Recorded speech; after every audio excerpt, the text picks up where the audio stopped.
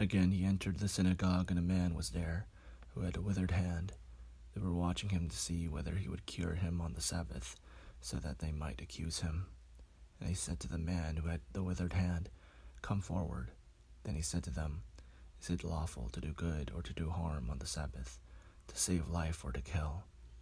But they were silent. He looked around at them with anger.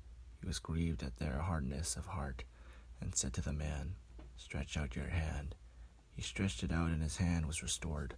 The Pharisees went out and immediately conspired with the Herodians against him, how to destroy him. Jesus departed with his disciples to the sea, and a great multitude from Galilee followed him. Hearing all that he was doing, they came to him in great numbers from Judea, Jerusalem, Idumea, beyond the Jordan, and the region around Tyre and Sidon. He told his disciples to have a boat ready for him because of the crowd, so that they would not crush him, for he had cured many, so that all who had diseases pressed upon him to touch him. Whenever the unclean spirits saw him, they fell down before him and shouted, "You are the Son of God." But he sternly ordered them not to make him known.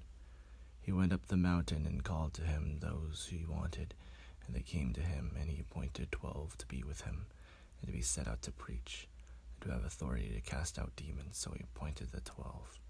Simon, to whom he gave the name Peter, James, son of Zebedee, John, the brother of James, to whom he gave the name Boanerges, that is, sons of thunder, and Andrew and Philip, and Bartholomew, and Matthew, and Thomas, and James, son of Alphaeus, and Thaddeus, and Simon the Canaanian, and Judas Iscariot, who handed him over.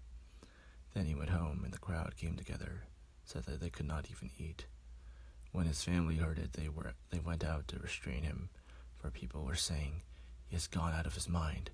The scribes who came down from Jerusalem said, "He has Beelzebub, and by the ruler of the demons he casts out demons."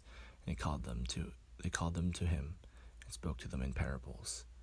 "How can Satan cast out Satan? If a kingdom is divided against itself, that kingdom cannot stand.